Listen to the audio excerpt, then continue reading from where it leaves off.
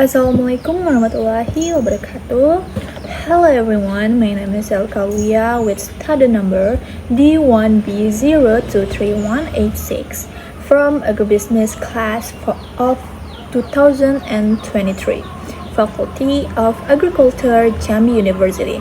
On this occasion, I will explain coffee plants in Indonesia. The plantation sector in Indonesia is an important sector in the country foreign exchange earning. One of the plantations that makes a big contribution is a coffee plantations. Indonesia's geographic location is very suitable for growing coffee because the microclimate is ideal for coffee growth and production.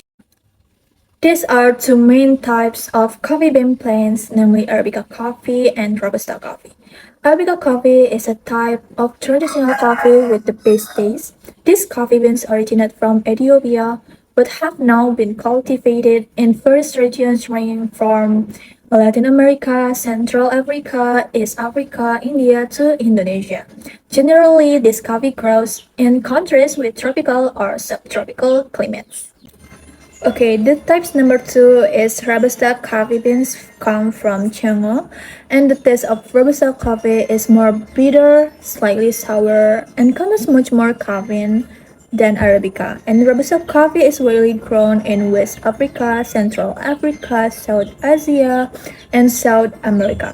In general, the price of Robusta coffee is relatively cheap because it is more resistant to pests and disease attacks.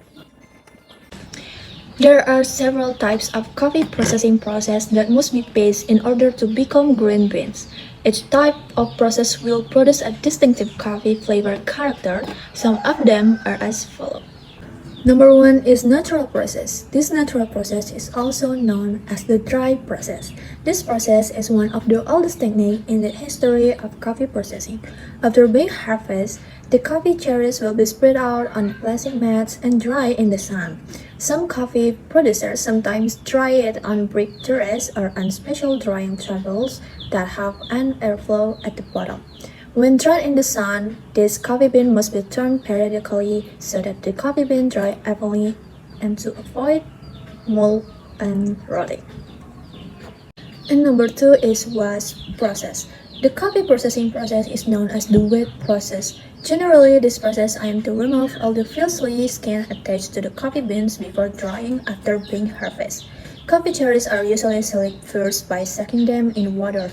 Cherries that float will be thrown away, while those dusting will be left for further processing because they are considered ripe. Number three is hybrid process. This process is a mixture of two natural and waste coffee processing process. The aim is to produce a different coffee taste compared to natural and waste. There are several hybrid processes that are widely used by coffee farmers in the world. And number four is pulp natural process. This process is often used in Brazil. After harvesting, the coffee cherries are peeled using a mechanical machine to remove the skin and most of the pulp. From here, the coffee beans are then dried in the sun on drying tables. The remaining sticky fruit flesh will usually fall off during this process. Number 5 is honey or mild process. This process is somewhat similar to natural pulping and is commonly used in many Central America countries such as Costa Rica and El Salvador. Recently, this process has also become increasingly popular in Indonesia. In the honey process, the coffee cherries are peeled using a mechanical machine, but this method uses less water than the natural pulp process. Number 6 is semi-wash. This process is very common in Indonesia and is often known as wet milling. The semi-wash process involves two drying processes. And the last one is this lactic process. This lactic process is derivative of the aerobic process.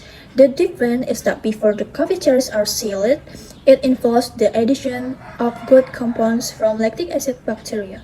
So the rotting process occurs aside by microbacteria which are put into the airtight container.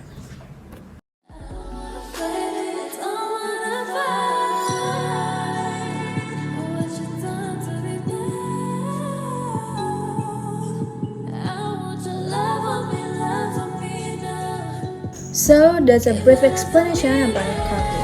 you. That's all from me. Wassalamualaikum warahmatullahi wabarakatuh.